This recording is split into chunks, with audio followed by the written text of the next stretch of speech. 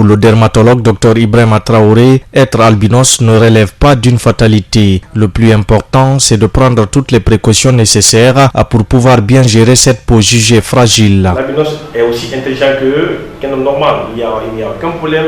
C'est que chez eux, il y a une diminution ou une non-production de mélanine, ce qui expose leur peau à des complications. Alors, les gens doivent comprendre que ce n'est pas une fatalité. On peut bien vivre.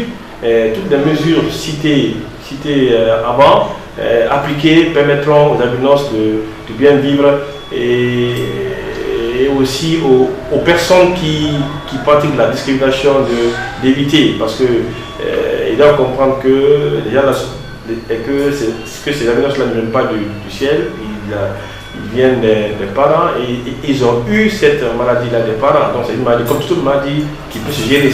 Justement, dans sa gestion, l'utilisation des crèmes spécifiques et même l'habillement joue entre autres un rôle très important. Ils doivent par exemple porter les lunettes noires pour ici se protéger contre le soleil. Ils doivent porter des habits les protégeant normalement du soleil.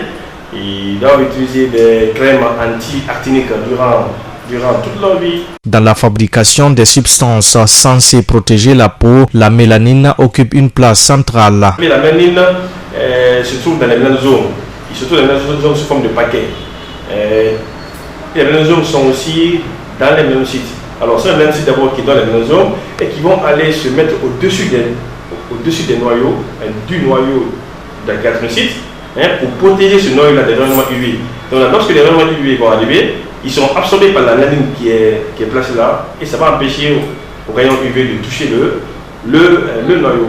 Donc vous voyez un peu l'importance de la mélanine. C'est-à-dire que s'il manque ou s'il est absent, si la mélanine est absente, qu'est-ce qui se passe? Ces noyaux-là seront exposés alors aux rayons UV et la première complication, les complications vont alors s'en suivre, qui sont la kératose actinique, les carcinomes cellulaires et les carcinomes cellulaires. En termes plus simples, on appelle ça cancer de peau. Un examen gratuit de la peau une fois par an figure parmi les recommandations faites par le dermatologue.